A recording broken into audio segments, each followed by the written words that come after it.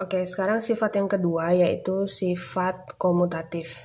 Komutatif itu bisa juga kita sederhanakan sebagai pertukaran gitu ya. Jadi ini hanya berlaku pada dua operasi hitung yaitu penjumlahan dan perkalian. Kalau bilangan bulat dijumlahkan A ditambah B, itu hasilnya kalau dibalik pasti sama B ditambah A. Begitu juga dengan perkalian. Kalau bilangan bulat, dua buah bilangan bulat dikalikan A dikali B, maka hasilnya akan sama dengan B kali A. Nah, sekarang kita buktikan. Misalnya, kita punya bilangan bulat negatif 2 ditambah 3. Apakah hasilnya sama dengan 3 ditambah negatif 2? Oke, di sini kan negatif 2 ditambah 3, karena yang lebih besar adalah 3, berarti nanti 3 dikurangi 2 yaitu 1. Sama dengan ini, hasilnya 1.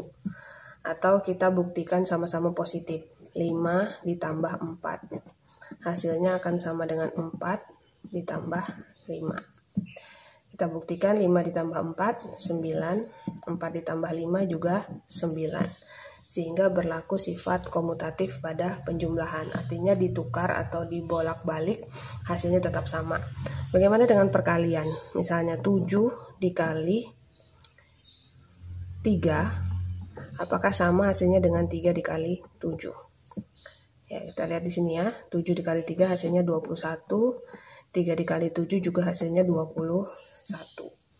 Nah, kalau misalnya negatif 4 misalnya dikali 2, apakah sama hasilnya dengan 2 dikali negatif 4? Negatif 4 dikali 2, karena berbeda tanda maka hasilnya pasti negatif. Ini juga hasilnya nanti negatif 8. Ya, di sini. Nah, bagaimana dengan pengurangan?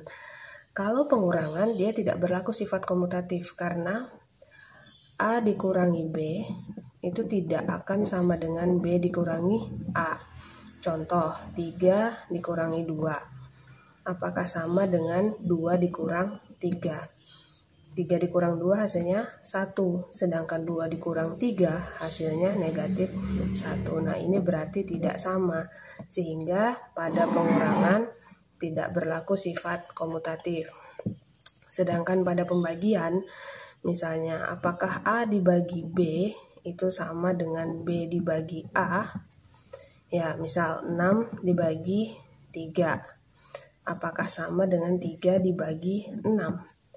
6 dibagi 3, 2. Sedangkan 3 dibagi 6 hasilnya 1/2. Berarti tidak sama. Sehingga yang berlaku untuk sifat komutatif ini hanya pada penjumlahan dan